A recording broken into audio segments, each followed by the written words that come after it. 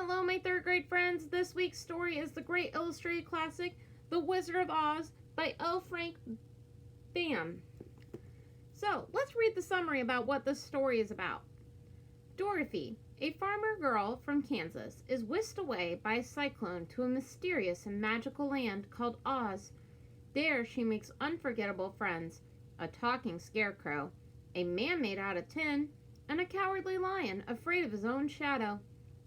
Dorothy and her new friends follow the yellow brick road to the Emerald City, where they hope to have the famous wizard grant their wishes. But their path is thwarted by a wicked witch. Can Dorothy and her friends reach Oz and have their wishes granted? So with this story, friends, we're only going to read the first few chapters. That way we get an idea of whether or not we'd like this book. So I'm going to give you a sample of it for this week. And today's skill that we're working on for literacy comprehension is generalization. Generalization is where we take facts that are from the story and try and figure out what those facts all have in common. So, I think the facts have in common that the cyclone took Dorothy to a strange place. We know that place will be named Oz.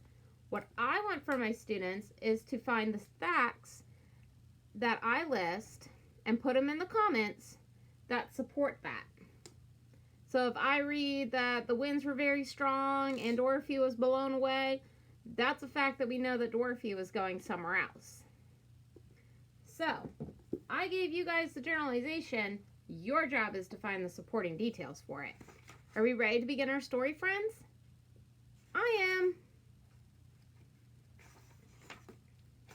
So chapter 1 is the cyclone, and there's Dorothy's house in Kansas. Dorothy lived with her Aunt Em and Uncle Henry on a small farm in Kansas.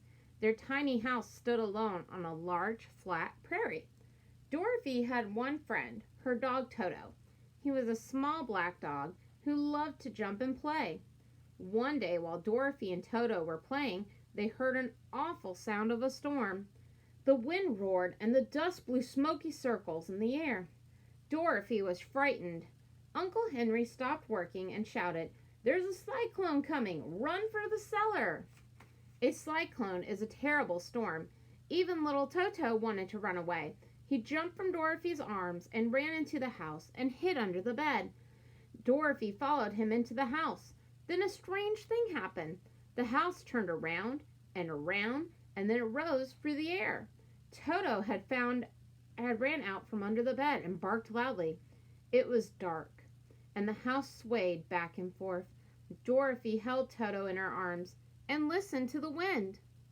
She was frightened about Aunt Em and Uncle Henry. Were they safe in the cellar? She was all alone. Hours passed. The house tossed and turned in the storm, and finally Dorothy closed her eyes and fell asleep.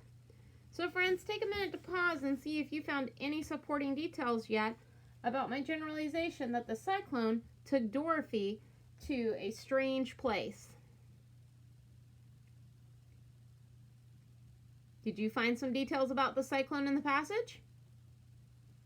All right, let's start off with chapter 2, The Munchkins, in a magical land.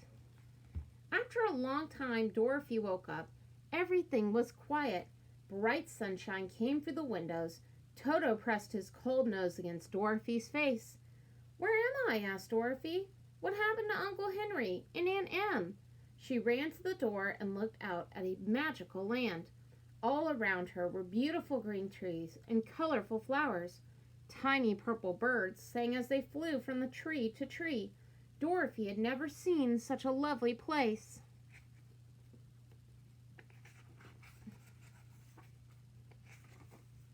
Suddenly, she heard small voices saying, "Welcome to the land of Munchkins." Dorothy turned around, and there were 3 men and 1 woman standing in a circle. They were all the same size as Dorothy, but they looked like grown-ups. They wore hats and rose to the small point about a foot above their heads. Tiny bells twinkled when they moved. These men wore strange blue suits and had long white beards. The woman wore a long gown covered with stars. She made a bow and in a sweet voice said, "How can we thank you for killing the Wicked Witch of the East? You have set us free." Dorothy was shocked. "There must be some mistake," she said. "I have not killed anyone." The tiny woman pointed to the house. "Look at your house, landed on the witch. Those are her feet sticking out under a block of wood." "Oh dear," said Dorothy, "I'm so sorry." "There is nothing you can do," said the woman. "She was a very wicked witch, and she made Munchkin slaves for many years. And now, thanks to you, we are free." "Are you a Munchkin?" asked Dorothy. "No," said the woman. "I am the Good Witch of the North." Dorothy had never heard of a good witch, but the kind of woman that explained that Dorothy was now in the land of Oz. In the land of Oz, there were 4 witches. The witches who lived in the north and south were good witches, and the people loved them. But the witches who lived in the east and the west were wicked. "Now you have killed the Wicked Witch of the East," explained the gentlewoman. "There is only one Wicked Witch still alive."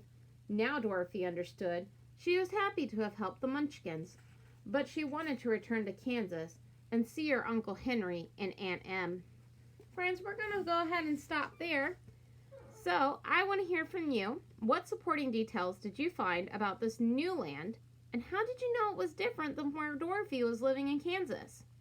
I look forward to hearing them in the comments, friends.